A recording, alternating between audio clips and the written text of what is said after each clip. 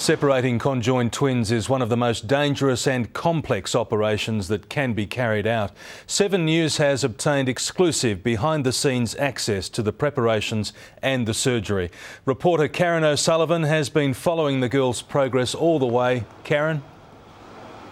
Peter, it has taken 2 years and several operations to prepare the girls for today's marathon surgery. We've been with them most of the way towards their amazing journey towards separation. It's the hardest goodbye Moira Kelly has ever had, farewelling her girls, conjoined twins Krishna and Trishna, before undergoing dangerous surgery to separate them. The marathon operation was due to begin at 8:30, however positioning the girls, fitting them with tubes and readying them took some time. The dangerous part of the operation will be done at the end of this particular procedure, which Virginia is going to do. Early reports on the girls' progress were positive. Plastic surgeon Dr Tony Holmes, emerging from the Royal Children's Hospital, having successfully cut through the girls' joint scalp, exposing the skull for neurosurgeons to open. So at the moment, everything's going to plan.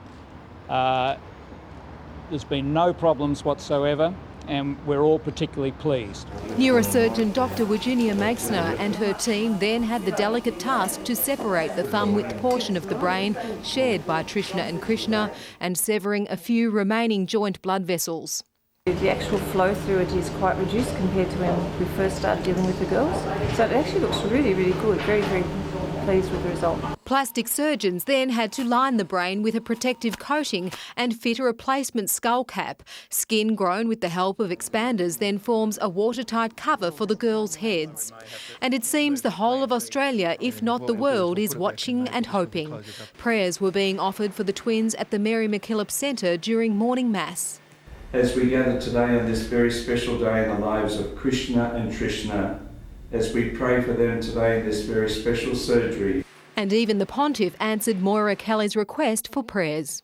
I believe the Pope is going to mention the girls in a mass in the Vatican. This couple walked their 8 camels from Darwin to raise money for the Children First Foundation, the charity that brought Krishna and Trishna to Australia. At the moment they're going through a pretty nerve-wracking time. It was 2 years ago that Moira Kelly rescued the girls from a Bangladeshi orphanage.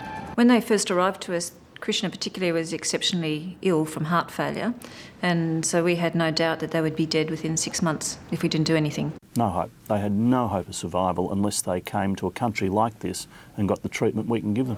They've undergone several operations preparing for today. Moira Kelly, now their mother, by their side every step of the way, but rejecting any praise. I'm hardly a saint, trust me. There's definitely not a saint. But I've lived and worked with a saint, Mother Teresa, but there's not a Mother Teresa in the world, and I'm certainly not one of them. Surgeons have given the girls just a 25% chance of coming out of the operation successfully. The girls' male guardian has higher hopes. Yes, I'm very optimistic. I think it will be a good day today. As a father, that's all I can. The operation will continue into the evening, surgeons not expecting to finish until at least midnight. It's a stressful time for any group of surgeons with this sort of case. They only come along really once in a lifetime. Karen O'Sullivan, 7 News.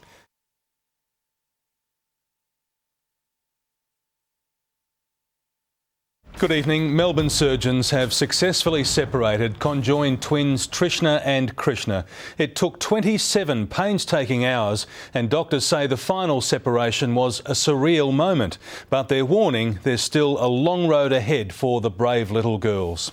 Karen O'Sullivan is outside the Royal Children's Hospital again tonight, and Karen, there has to be a sense of relief there.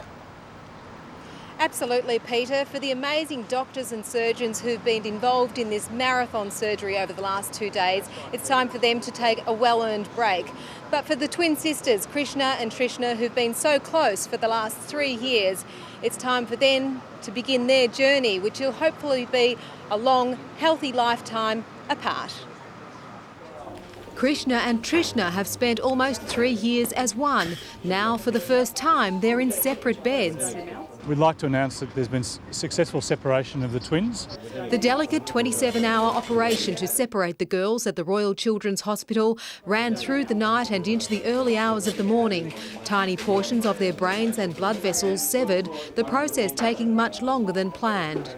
I think the moment of separation was a rather surreal moment. It was relief, but everyone realised that there's still a long way to go and that the girls have a very difficult time ahead of them. News of their separation bringing relief to the girls' male guardian from Bangladesh, Atom Rahman. We believe the girls have been separated. Oh, well, that will be the most exciting news of for many years to come. Yes, I feel excited. But Moira Kelly, whose Children First Foundation brought the sisters to Australia for the operation, also overjoyed. She was just absolutely amazed, but it's a very stressful time, and of course she's overjoyed that we've got to this stage, but as she knows, we've got the next stage to come through. For the hospital, it's a historic moment. For the girls, it's even a more historic moment. In the early hours of the morning, there were fears for the girls when Krishna's blood pressure dropped and Trishna's rose. However, as the blood flow between the girls diminished, their overall health improved. Their general condition is really good, and both of them have actually got better as they've got disconnected. So from that point of view, that's been great news. Throughout the night, teams of 4 neurosurgeons rotated in shifts, giving each a chance to sleep, shower and eat, but there was no coffee. During the hours of 3 a.m. and 6 a.m, surgeons operating on the girls listened to music to set the scene. There was stuff that I'm willing to listen to, but not my favourite, the sort of light pop. Since Krishna and Trishna's separation at 11 a.m, plastic surgeons have been sealing the girls' brains with a protective lining. Replacement skull caps will be fixed and skin will be attached, providing a watertight seal so as to avoid any dangerous infection. The twin sisters were rescued from a Bangladeshi orphanage 2 years ago. Left there by their mother with little hope of survival, Krishna was close to death. They've undergone several operations in preparation for their separation. Moira Kelly, who now calls herself their mother, by their side the whole way. Doctors couldn't be happier with how the girls are coping with the surgery. The way their results are, blood pressure and their oxygen state, it's been perfect the whole way through. But surgeons are not celebrating just yet. Absolutely, keep the cork on the champagne. I know everyone will be focusing on the actual separation point, but that's going to be the start of a recovery phase, which has still got potentially life-threatening complications in the recovery phase. The 31.5-hour marathon operation finished at 4:30 this afternoon. All going well, the girl's 3-year-old birthday next month could be some celebration. Karen O'Sullivan, 7 News.